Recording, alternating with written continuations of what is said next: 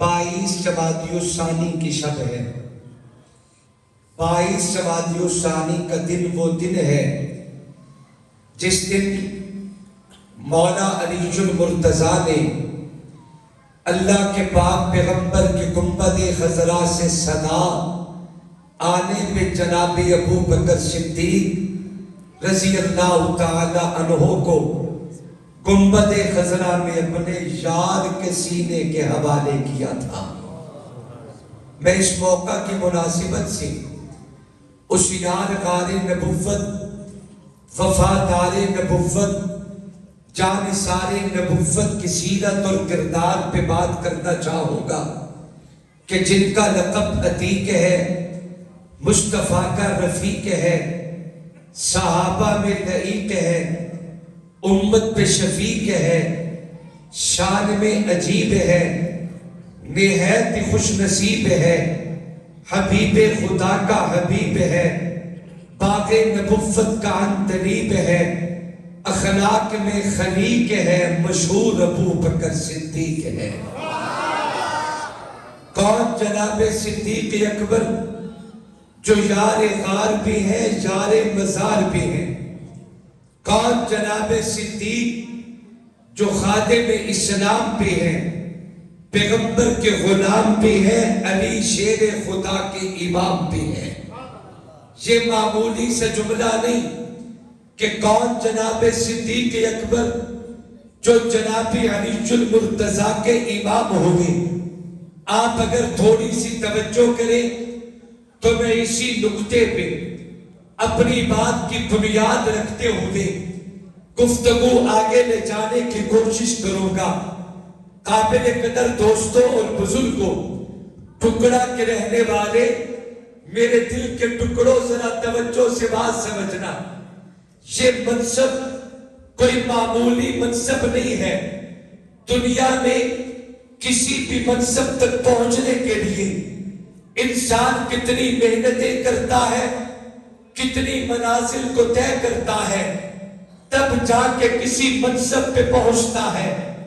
اگر آپ تھوڑی سی توجہ کریں، دنیا میں کتنے ایسے قابل رشک منصب موجود ہیں، مگر میں کسی اور کا ذکر کرنے کی بجائے بات اس منصب کی کروں گا جس منصب کو منصب رسالت کہتے ہیں۔ یہ مسلح نبوت اللہ تبارک و تعالی نے اپنے لاڈلی اور پیارے نبی امام الکونین، تاجدار مدینہ، اولین و آخرین کے پیغمبر، سرداج الانبیاء، امام الانبیاء، سید الانبیاء، شافی معاشر پیغمبر، سالار کائنات، مجسمہ عبادات، صاحب قرآن، مبلغ فرقان، سرچشمہ حق، ہادی برحق، نور الہدا، آمد مجتبیٰ، محمد الرسول اللہ صلی اللہ علیہ وسلم کو نصیب کیا۔ یہ وہ منصب امامت ہے، یہ وہ منصب نبوت ہے جس منصب پہ کھڑے ہو کے اللہ کے پاک پیغمبر نے شمنات صحابہ کرام کو ہی محض امامت نہیں کروائی، بلکہ اس منصب سے اللہ کے پاک پیغمبر نے 1,24,000 انبیاء کی امامت کا تاج اپنے سر لیا ہے۔ توجہ سے بات سمجھنا، یہی وہ منصب ہے جو اللہ کے پاک پیغمبر نے جناب ابو بکر صدیق کے حوالے کیا۔ اصحاب رسول سے ہوتا ہوا، آل رسول سے ہوتا ہوا، امت کے ائمہ مجتہدین سے ہوتا ہوا، آج امت کے علماء کے پاس ہے۔ میرے دائیں بائیں علماء کرام موجود ہیں، تھوڑی سی توجہ کریں۔ یہ جو مسلح ہے نا، یہ کوئی عام مسلح نہیں۔ اس مسلح پہ آنے کے لیے اس کے مستقل شرائط ہیں، اس مسلح پہ آنے کے لیے اس کے مستقل منازل موجود ہیں۔ جب تک ان منازل کو طے نہ کیا جائے، کسی قوم کا کوئی آدمی اس قوم کی امامت کے اہل ہو کے نبی کے مسلح کا وارث نہیں ہو سکتا۔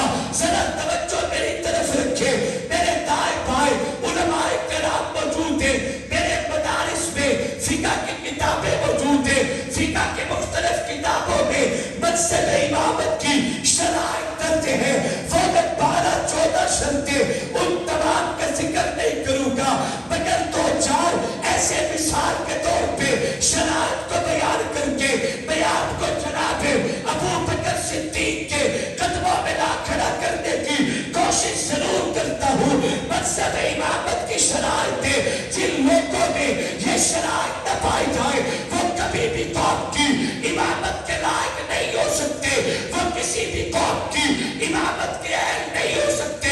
فقہ کی کتابوں میں منصب امامت کی شرائط موجود ہے، ان شرائط میں 2-4 چیزوں کا ذکر کرتا ہوں۔ کتابوں میں لکھا ہے کہ کسی قوم کا اگر امام بننا مقصد ہو تو منصب امامت پہ آنے کے لیے سب سے پہلی شرط یہ ہے کہ جس قوم میں سے بندہ امامت کے لیے نبی کے مصلی پہ آئے اس قوم میں سب سے بڑا عالم ہوگا۔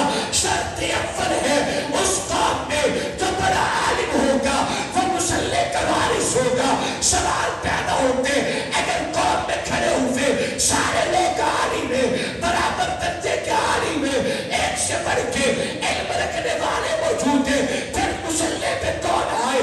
دوسری شرط موجود ہے، فرمایا اگر وہ ساری قوم کے لوگ عالم ہیں پھر نبی کے مصلی پہ وہ آئے گا جو اس قوم میں سب سے زیادہ قرآن کا قاری ہوگا، جو سب سے پہلا اور سب سے پیارا قرآن کی تلاوت کرنے والا ہوگا۔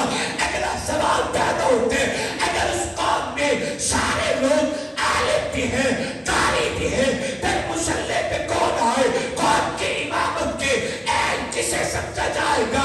تیسری شرط یہ ہے کہ قوم کی امامت کے لیے اگر سارے عالم بھی ہیں، سارے قاری بھی ہیں، پھر قوم کی امامت وہ کروائے گا جو اس قوم میں سب سے بڑا متقی ہوگا۔ اب پھر سوال پیدا ہوتے اگر سارے عالم بھی برابر درجے کے، قاری بھی برابر درجے کے، متقی بھی برابر درجے کے، پھر امامت کون کروائے؟ فرمایا اس قوم کی امامت کے اہل وہی ہوگا جو اس قوم میں سب سے زیادہ حسین ہوگا۔ اگر وہ سارے اس نوجوان کے پیکر بھی ہے پھر مصلی پہ کون آئے؟ فرمایا جو اس قوم میں سب سے بڑا ہوگا وہ قوم کی امامت کے اہل ہوگا۔ میں ساری باتیں بیان نہیں کرتا، آئے تمہیں میں مدینے لے چلتا ہوں، نبی کے مصلی کا وارث بتاتا ہوں۔ اللہ کے پاک نبی نے اپنی ساری حیات میں اپنا مصلی نبوی جس شخص کے حوالے کیا دنیا اسے جناب ابو بکر صدیق کے نام سے یاد کرتی ہے۔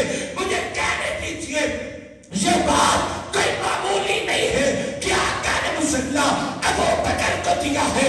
اگر معمولی ہوتا شاید میں اپنے عنوان کا اس سے حصہ نہ بناتا۔ میں جو کہنا چاہتا ہوں ذرا اس پہ غور کیجئے، اللہ کے نبی نے اپنی ساری حیات میں مصلی جناب ابو بکر کے حوالے کیا۔